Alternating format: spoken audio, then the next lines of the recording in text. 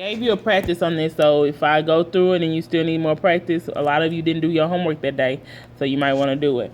All right, so I'm writing an equation for a line that's perpendicular to this line, okay? So I need to know the slope of the first line, so my slope is 4 because it's connected to the x. And since it's perpendicular slope, I need to flip and change the sign. So the original slope was 4, so that's like 4 over 1. So if I flip it, it'll be 1 over 4. And since the sign was positive here, it'd be negative here. So m equals negative 1 over 4. Then they wanted the lines to go through 410.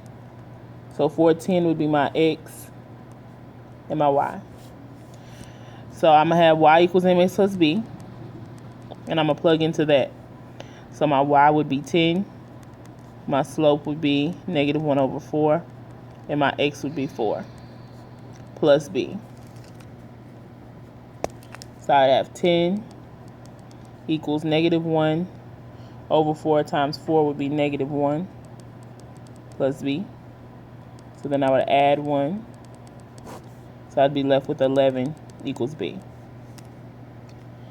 So then my final answer would be y equals my slope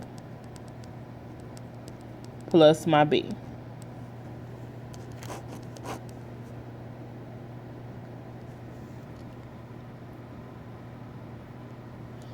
Okay.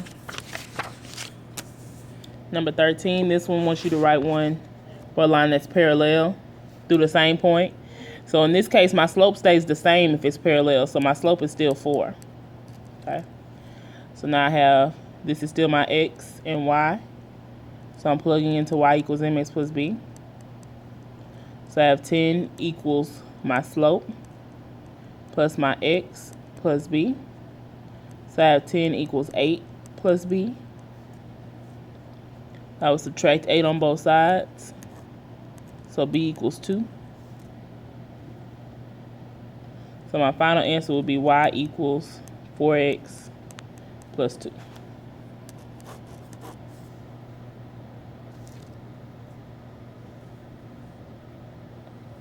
Okay, number 15. Which of the following prove that line L and M are parallel?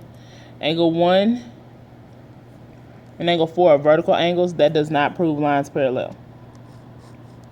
Angle 3 and 6 are alternate interior angles. That does prove lines parallel, but let's check the other ones. 7 and 8 are a linear pair. They are supplementary, but they do not prove lines parallel. 4 and 6 are same consecutive interior angles, and they are supplementary. They do prove lines parallel, so the answer would be B and D.